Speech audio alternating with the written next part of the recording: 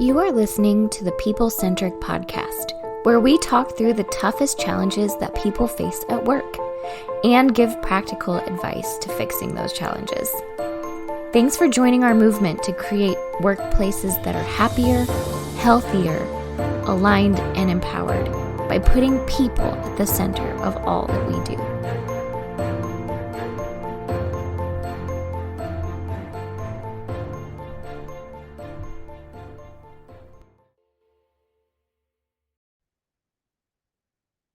Hey, People Centric leaders. Hey, Don Harkey here from People Centric. I just got back from Arizona. Arizona in January. Matt, are you jealous? I was in Arizona just now.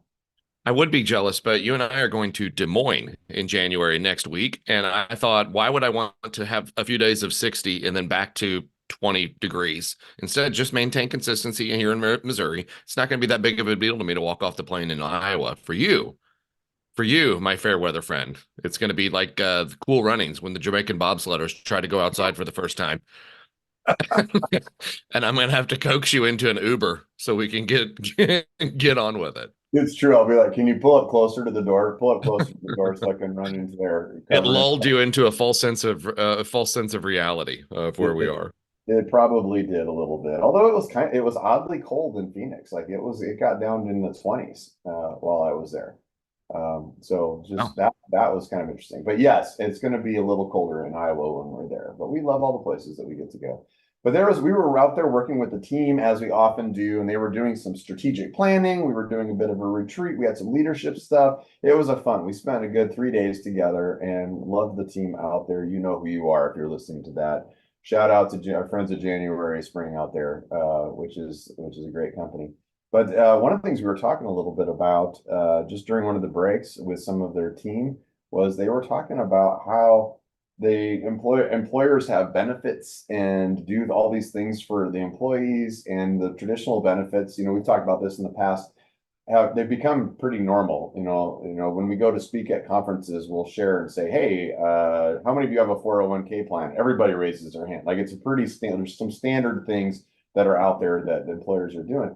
But more and more, and I don't know if it's the world today or what's going on, but employees are expecting more or needing more is maybe the way to look at it. And the question was like, okay, so if an employee is dealing with a mental health issue, does the employer have a responsibility of responding to that? Or if the employee is trying to buy a house for the first time, or if the employee just lost their pet, or if the employee is doing something, something that hits the employee, does the employer have a responsibility to respond? And 30 years ago, probably the answer would be no. Like, no. The employer, this is work. Leave your home stuff at home and come and do your work stuff at work and then go back home. And a lot of you're listening to this saying, "Amen, Don, that's the way that it should be." But then we look at things like the engagement numbers from Gallup, and we see that they haven't really crept up. We know more about engagement. Now, we see our clients' engagement numbers go up. I will say that very proudly. We've been watching engagement numbers with our clients. A lot of times we'll measure them when we start, and then we'll measure them when they go up, and they pretty consistently, they go up. So we know how to change engagement. But we as a country, as like a society, have not increased engagement numbers. And some of that might be coming from an article that Diana shared. Diana is with us here. That was shared by Shep Hypkin. Did I get the name right? I'm sorry. I might have screwed that up, but I don't know, but it's a great article regardless. Yeah. it's a good one, and we'll put it in the show notes here. But it's an article that talks about the employees' hierarchy of needs, and it goes back to like Maslow's hierarchy of needs. But I mean, Diana, what struck you reading that article? Like, what made you post that one here as a topic for us? I think because it's a little controversial, I like posting things that stir the pot a little bit. But also because I liked that it was sort of putting the humanity back into human resources, right? I like that concept. Um, I feel like employers need to do more for their employees, but there's also this like, I don't know what to do. There's no standard thing. There's no baseline of understanding. So I thought that was a cool frame of reference to just get the conversation started. Yeah, yeah. I like that you looked at it as a human resource. We have lots of human resource friends. So shout out to all of our HR friends and sorry for what I'm about to say, but I think if you ask the average employee, like, what do you think of when you think of HR? They don't always think of, oh, they're the kind people that help you with things and they put you in the right direction. Now, we know lots that of our friends who do fill that role and help folks. But yeah, we see a lot of that in business right now where people try to keep the humanity out of business because they see that's business. It's not business, it's personal, that kind of thing. But I think that we're hurting ourselves. We think there's an opportunity there that sometimes as a manager, maybe it would be worth just taking a few minutes to listen to an employee who's struggling with something. That doesn't necessarily mean coddle them or anything. But it just means just showing some kindness, showing a moment of empathy, being vulnerable for a second to share something. So is there an opportunity there for us to improve engagement? Yeah, I was thinking about how us as a small team, we're all super kind to each other. For the most part. For the most part. We'll jump on you and make your weaknesses our laughing grounds, but it doesn't matter. We really enjoy each other. But I was thinking about this time, it was, I don't know, probably 8 years ago. One of our employees came in and was like, oh my gosh, I have a flat tire. And Don, the CEO of the company, went out and was like, well, let's show you how to check the air on your tires. Let's show you how to change a tire. Let's do, like you did the dad thing and you just went out there and you were like, here's what you do. And I at the time I was like, that's crazy. Like you have way too much to do to be going out there and fiddling with this employee's car. But looking back now, I'm like, no, that was probably a really good moment in that employee's life to make her feel cared for and loved and supported and helped. And I don't know, I think that was a cool moment to just sort of show to the team, like, I'm not too busy for you. Also, it was Bethany Bishop. I'm just going to name her. It was Bethany Bishop. You know Yeah. who we're talking about here. And Bethany, I think she listens to the podcast, so she knows who we're talking about. It's all cool, right? She, Candidly, I'm kind of surprised Bethany didn't know how to do that. She was raised on a farm. Like she's a country girl. I'm surprised she didn't know how to change a tire anyway. And She's we the know her baby though. parents. She's the Yeah. baby of a lot of kids. So I feel like, she probably didn't have to. Hold her own in a fist fight, but change her own tire. There you go. She could hold her own in a fist fight. Sure. That's really true. Yeah. Yeah. I think this conversation is interesting for a couple of different reasons because one, you can almost see the nonverbals of the participants right now, of you listeners right now. If you're a manager of people or a business owner, you're like, oh yeah, I know. Well, I have to do it.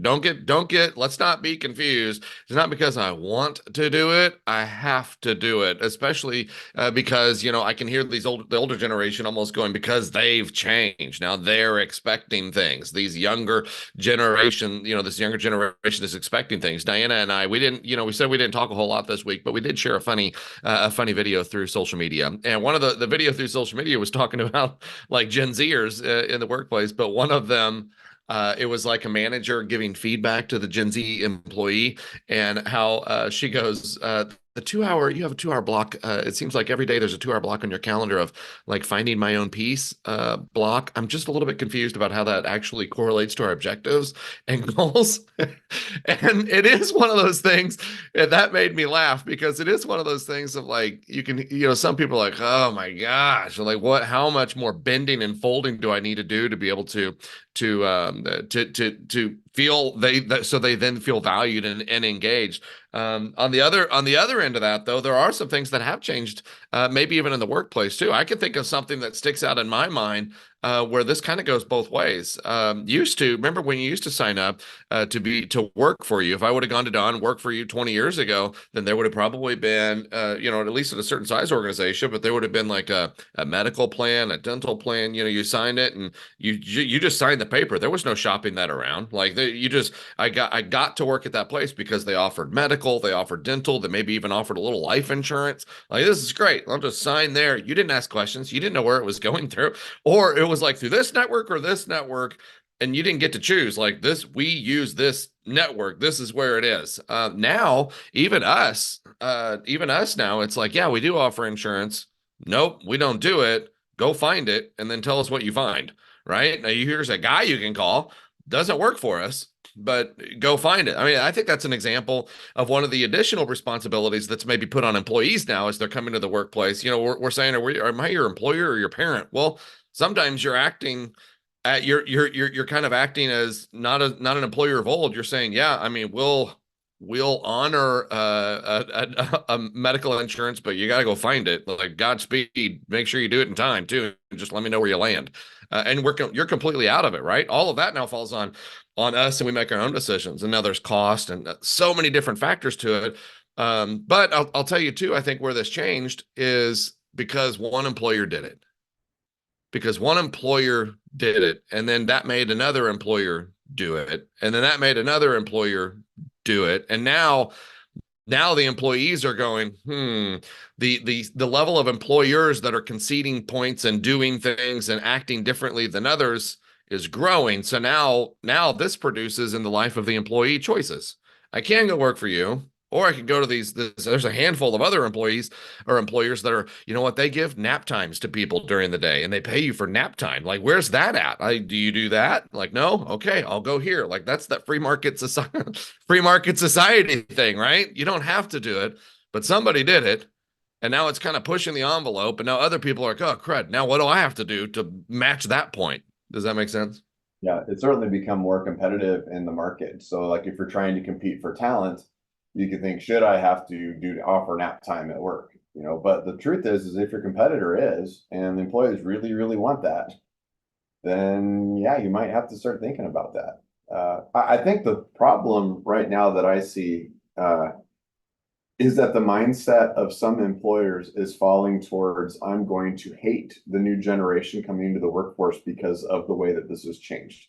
I'm going to throw them under the bus. I'm going to say Gen Zs and millennials are awful. They're the worst. I can't wait till another generation comes and changes that. And then you don't make adjustments. All you do is you complain about the situation that you're in. That's just not very healthy. And ironically, it's a little bit funny because I hear that and it's like they're complaining about the whining. They're whining about whining people. I had not thought about it that way, but that's so true. It's so true. They're whining about work and that they have to show up for 5 days a week. And the people are like, oh my gosh, you got to work 40 hours. Who wants to work 40 hours a week? It's awful. They're whining about this. And I'm sitting listening to them and I'm like, you're whining about them complaining about 40 hours a week.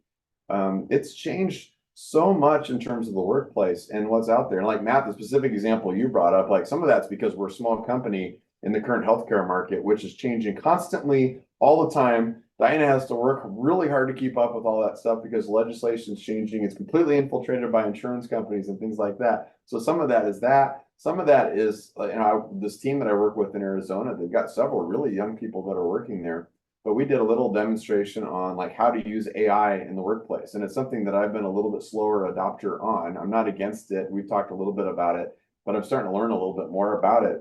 And man, like we started going down the road and some of those, I'll call them kids, some of the younger people that work there absolutely like crushed how to use it and had really cool ideas of how to use it. And they were doing it really, really fast. So like maybe 30 years ago when somebody came into a job, yeah, maybe they didn't expect the naps, maybe they didn't expect all that stuff.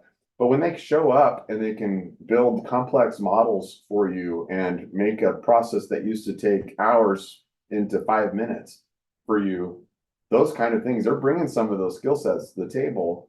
It might behoove you to listen for a minute and not just whine and complain about what it is that they're doing. I did a webinar yesterday for a virtual webinar for virtual employees that were literally all over Latin America. I mean, talk about technology, talk about what didn't happen, 20 years ago, maybe I mean, that didn't happen. And it was awesome. It was awesome. But one of the participants, the first participant that hopped in to the webinar, AI. It was somebody that they had triggered this AI thing. They had asked this AI bot, I guess, to jump in first and to capture all the notes for them from this webinar thing that's about to happen. And I don't know, I'm not there yet mentally. I'm like, this is weird. This is pretty soon. Here's my thing. Pretty soon, you're not going to know what's real or not. And I have a real problem with that too. I want to know what's genuine and not genuine. I think that's going to be a hard thing for me personally with that. But that was the first thing that was there. Can I see the benefit of that? I think I can see the benefit of that. If I'm that person that doesn't, it's ease, right? I'm not not trying to imply that they're lazy. I'm just saying it's the ease of, you could go on and take notes or whatever, or actually be there, or I could just let AI do it, put it into an outline for me, and then I get to show up later and like, oh, that was handy. Can I see the benefit of that? Yeah, but again, that's kind of the direction. That's kind of the direction where things are going. I think at the end of the day, you kind of have two choices, right? Like, I don't know that everybody loves everything. That's probably not true. I don't think everybody loves everything. I think we all have kind of personal preferences of, this is what I want. This is the environment that I choose to be in. This is the type of employer that I want to work for. Or maybe I don't want an employer at all, right? You're seeing more and more of that too. Maybe this is the type of work I want to do, and I want to do it on my own. And more and more that's becoming reality for people too. So I don't know, if you're like, let's just pause and stop stop moving and growing, that's not an option either. We have to be able to choose how we want to ebb and flow with the system that's ebbing and flowing. Yeah, and I to your point, I think if we stopped and thought about how much has changed in the last, I don't know, let's say 30 years, how much has changed in the last 30 years, it's everything. Everything has changed in the last 30 years. There's cell phones in pockets, there's laptop computers everywhere, there's social media, there is this healthcare mess. Everything has changed. There's not a single system that has not been infiltrated and changed and made different.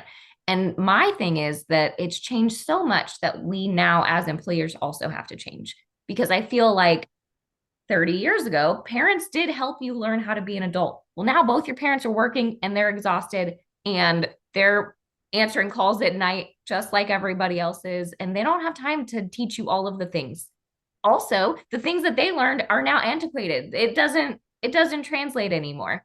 There used to be like teachers who were not overworked and exhausted and could teach you these things. That's not happening anymore. They're underpaid, they're overworked, they're exhausted.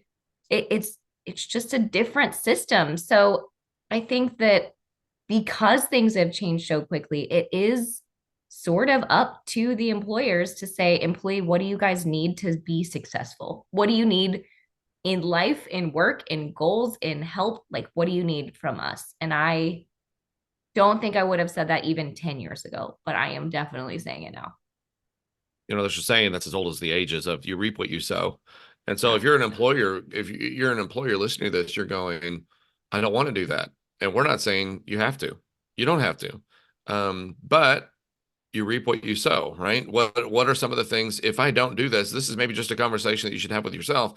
If I choose not to be, quote unquote, the parent to the employees, then what does that look like? Maybe just answer that for yourself, or build a little flow chart. If I choose not to do this, what potentially could happen if I don't do that? And then you reap what you sow. Ever you made your bed, whatever one of those ones that you want to say there. But each action has a consequence, right? And so I can choose to do that, or I can choose not to do that. And hey, this is me also. I'm not saying, yeah, so you should just fold and do everything they want. No. Don't do that. Don't do that either, right? You need a standard and a brand for what it is that you're trying to represent as an organization. You need a standard and a brand for the types of people that you're trying to attract to your product, as well, right? The thing that you are doing, this thing that you are doing, you need a standard or an idea of the type of person that you want to attract to that. And it's not everybody, right? That maybe that's selective on both sides, but you reap what you sow. And so maybe give that a little bit of thought too. Yeah, the word you used the word earlier, Matt, genuine, of being genuine. And so like let's take it back to just the people side of things. And like what's the what do we know about people, and how does that help us to direct how we should react to all of this? What we do know about people is that they are a lot more likely to be engaged with you if you are engaged with them. Like engagement is a two-way street. It's not, you don't teach your employees to become engaged. You earn it. You earn it, and you earn it by caring for them. And it has to be authentic caring. Like don't fake it. Like you have to be, it's also about being genuine. It's about having conversations with them. It's about forming those relationships. And if that relationship is going out to their car and helping them to figure out how to do a flat tire, or connecting them with a mental health resource, or helping them to buy insurance, or whatever that is, you have an opportunity to show your employees that you do care, and that will reap a reward, as you said, Matt. I think the trap that I see a lot of managers falling into is you sit back and you think, I shouldn't have to do that, and so I won't. And then if you don't, it is like hitting a wall. It's almost like the opposite happens. It shows your employees like, well, I don't care. That's not up to me. I don't care. This is just a job. We see that happen sometimes in terms of we've been talking a lot about benefits, but we also see this in terms of management by policies. We'll see managers who like to have the idea of the employee manual, which we are also in favor of, by the way. You have an employee manual, but we think employee manuals are oftentimes too thick. It's like you've created this series of laws, and like I have to follow these laws in order to follow the employee. Like, okay, you missed 3.5 days of work, because something happened to you, but it wasn't your immediate relative, it was your aunt, it wasn't your grandmother, so you only get 1 day off if it was your aunt, where you would have gotten more if it was your grandmother. Forget the fact that your aunt raised you since you were 2 years old. It's like those kinds of things. Like we hear that stuff run into Your that. grandma has died 6 times since you've worked here. How many grandmas do you have? How many grandmas do you have? You're teaching them to cheat the system. Yeah, Diana has for all of our team, all of their family members, and she X's them out as that's all. That was pretty dark, but yeah. Yeah, I do. Just to make sure that it's all tracked. But yeah, and so then you manage through these policies, and you're like, well, I would like to help you. And I think sometimes we hide behind that, like I would help you, but we have this policy, we can't do that. And then there's a lack of flexibility, and then it shows a lack of care to the employees.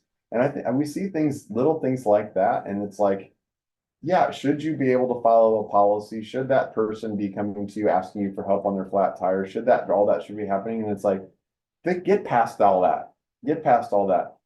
Get to the point of like, what's actually going to help you? What's going to actually help you and your team at the end of the day? And at the end of the day, a lot of times it's just to swallow your pride for a second and just lean in. Be a human. Help the person. Show some kindness. Like you said before, like maybe it's the parents aren't teaching all that kind of stuff. I actually think, I've got 2 kids that are, one's 17, one's 21. I think that a lot of it is not just that we're not teaching them. I think they have access to information that we never had. I think brains are full. Like, I think they're just absorbing more things. Like I look at my daughter and she like wants to learn about something. She just dives super deep into it. And it's stuff that like I had a set of encyclopedias. Like that's how old I am. Like I had the World Book Encyclopedia set, and if I wanted to learn more about World War II, I would go pull out an article and flip through the 2 or 3 pages of World War II and try to learn as much as I could about that. Today, if you want to learn about World War II, man, you can jump into documentaries, you can go onto YouTube, you can pull up article after article after article, you can do research, you can go through archive footage, you can watch videos, and all the different things. And like my kids just drink that stuff up. If they're interested in it, they just dive really, really deep into it. So it's not that surprising that, I have taught both my kids how to change a tire, but wouldn't be terribly surprising to me if that happened and they didn't panic for a moment and not be sure how to change it. And by the way, I like that story that you shared too, because I didn't go out and change Bethany's tire. I went out with her and said, here's let's talk through this. And Bethany never asked you to do that. Bethany just came in and was like, bah, I'm having a bad day. I'm just having a bad day. Let's just go outside and let me just show a little support and a little humanity. I mean, we all need that, if it's buying insurance, like Matt knows, you talk about you're on your own like that, but Matt also knows that he's got Diana's number and he's going to call her and be like, hey, we're stuck between this and this, and we're hearing this and this. He knows that we've got his back towards that. And then as a flip side of that, I know he's got our back. Like we all work together. Like it becomes that how you create that culture. Sometimes it's just being nice to each other. Sometimes we overthink it. Like let's policy it out, or should I have to do that? And I think just be nice. Just be nice. I also have Rianne, my wife, and she does all that. So I just hand it to her. And hey, if you have any questions, Rianne, talk to Diana. She'll work that out for you. But I can hear. I think this is maybe important to say too. And you were just alluding to it. You were talking about culture, what this looks like. I can hear employers. Excuse me. I can hear employers going, man, I don't have enough hours in the day to be able to do my job and then go change a tire at the same time. Not because I don't want to. I'm with you, Don. I'm with you. I want to. Gosh, I wish I could spend. I don't know what Don does all day, but I wish I could spend my time in the parking lot with my employee, changing a tire and giving dad advice. I don't have time. And it made me kind of think about, well, then let's I build that within the teams that I also support?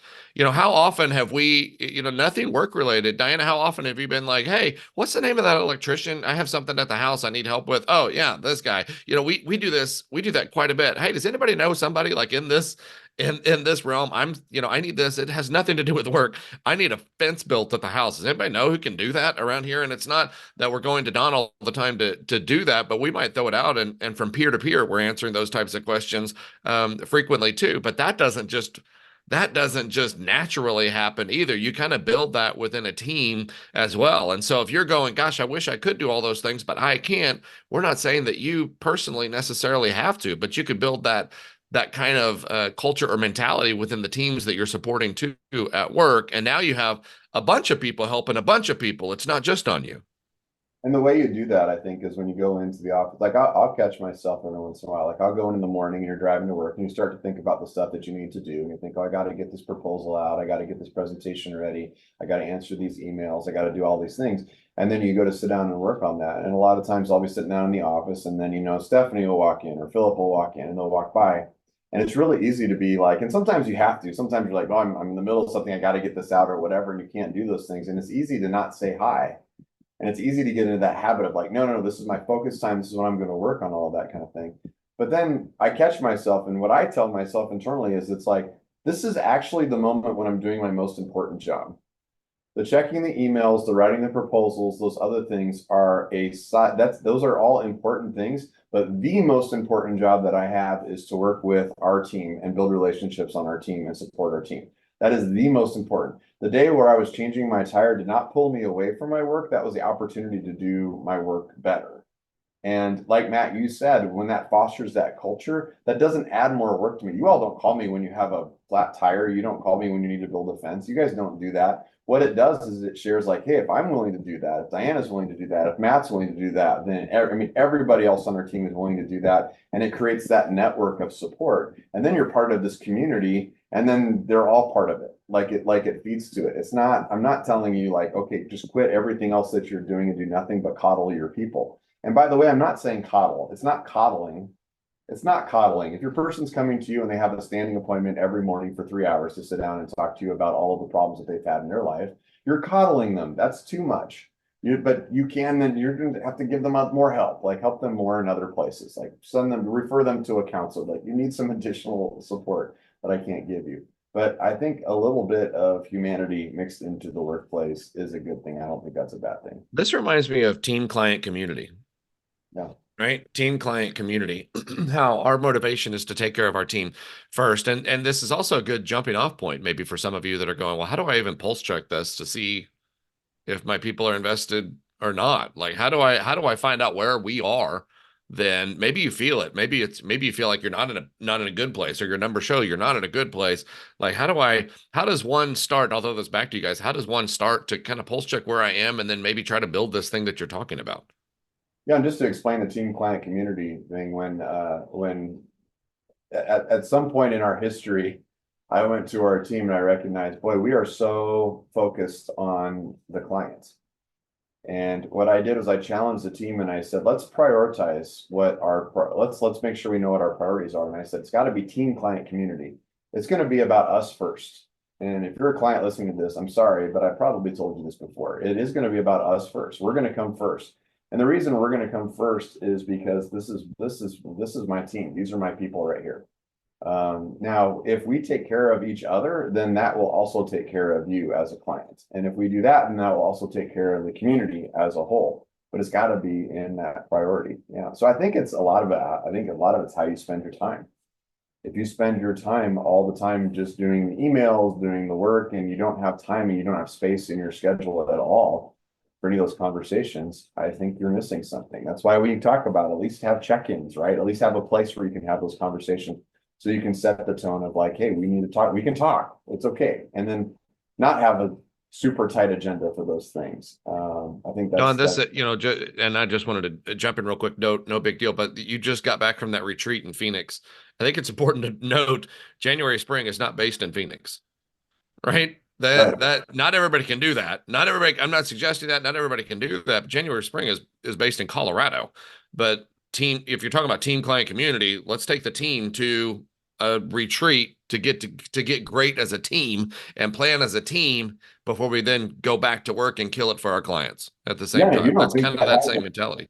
right, and that has a massive impact. I mean, I talked about that with the owner there. I mean, she spends a lot of money every year bringing the entire company over, across the country to go do that kind of thing.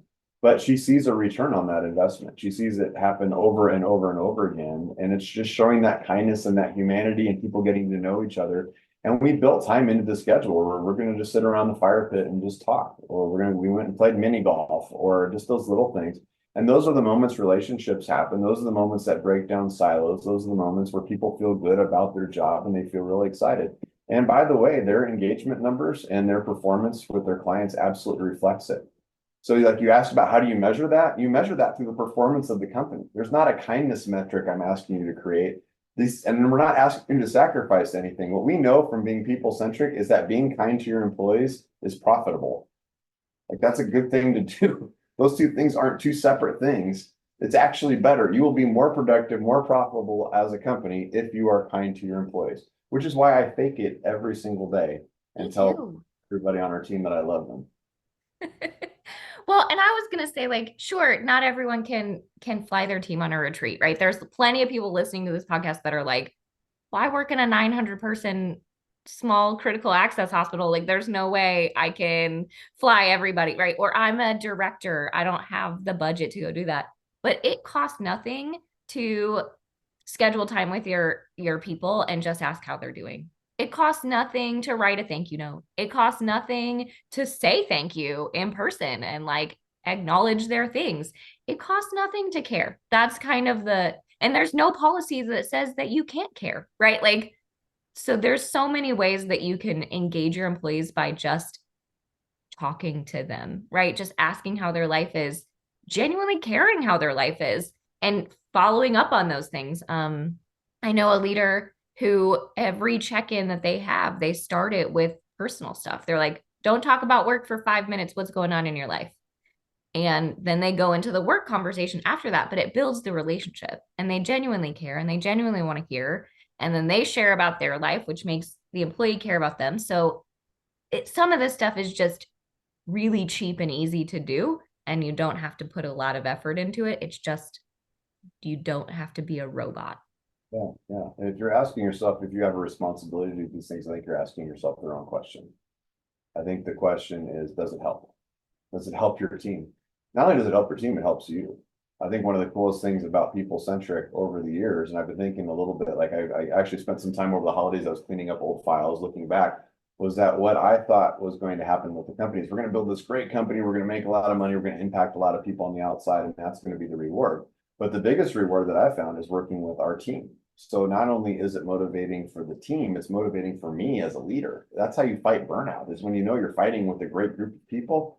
Even sometimes, even on a day when you're losing the battle, which happens to every single team, at least you look around and you're still saying, yeah, but I'm still in the trenches with my buddies at the end of the day and we can help each other. Not that everybody has to be best friends and all of that kind of stuff, but you just have some kind of a relationship with the people that you work with, which means that you care about each other.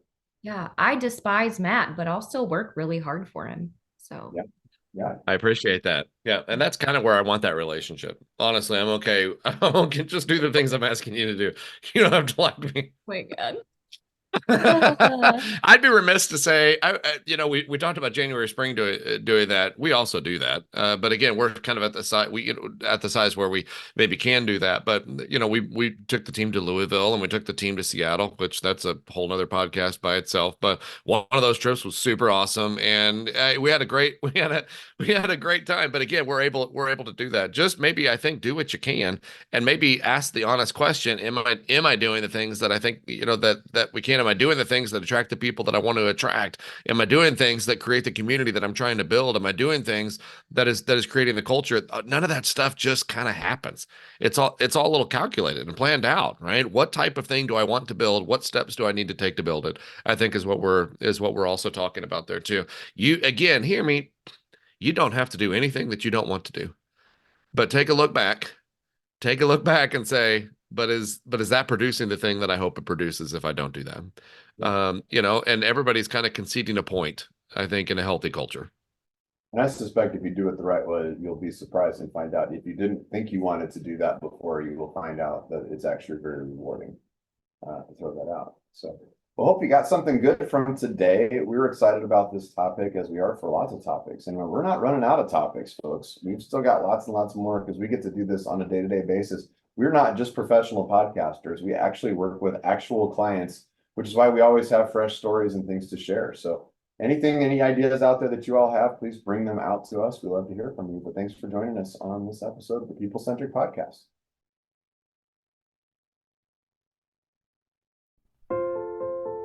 Thank you for listening to the People Centric Podcast. We are so grateful for you joining us every week. If you like this content, please like and subscribe. Also, feel free to share on your social media with everyone that you know. It really does help us. If you would like to contact us, I have put our information in the show notes. Please reach out anytime. We love hearing from you. We will be back next week with a new topic. Until then, be well and lead well.